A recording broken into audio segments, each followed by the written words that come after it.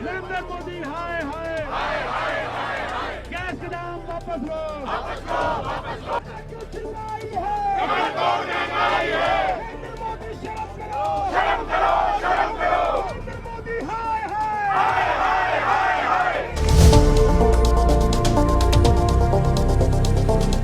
3 महीने के अंदर 140 बढ़ जाना बहुत बड़ी बात है। आज वो चूड़ियां जाके क्यों नहीं पहनाती मोदी जी को? जब मनमोहन सरकार थी वहाँ तो बड़ी जल्दी चूड़ियां उन्होंने एलपीजी गैस के दाम महंगे होते ही बोल दिया था। When the international market crude price is going down without any reason, the central government has increased the price of LPG. This is an exploitation of the poor people of this country, and we will fight against this injustice against the people. ये सिर्फ ना ही उनकी संवेदनशीलता व्यक्त करता है, बल्कि बताता है कि सरकार का कोई एक्शन प्लान रेडी नहीं है ताकि देश का जो नागरिक है, जो गरीब लोग हैं, वो इस मार को इससे परे हो सके। इसको आज वो झेल नहीं पा रहे हैं और आज घर का बजट, महिलाओं का बजट पूरी तरह से हिला हुआ है। हर चीज की कीमतें बढ़ा रहे हैं। केंद्र में बैठी हुई भाजपा सरकार और दिल्ली में बैठी हुई आम आदमी सरकार।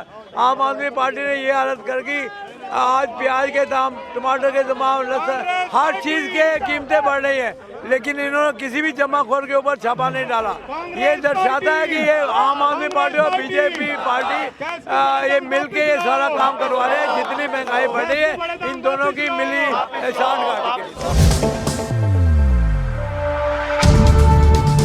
एक महिला होने के नाते मैं ये कहूँगी कि कम से कम गैस और प्याज के जो जितनी महंगाई है, जो छोटी छोटी चीज़ें हमारी जो उनको कम कर दें। ये विधानसभा चुनाव नहीं होने चाहिए, सेंट्रल इलेक्शंस दोबारा से होने चाहिए ताकि प्रधानमंत्री बदला जाए।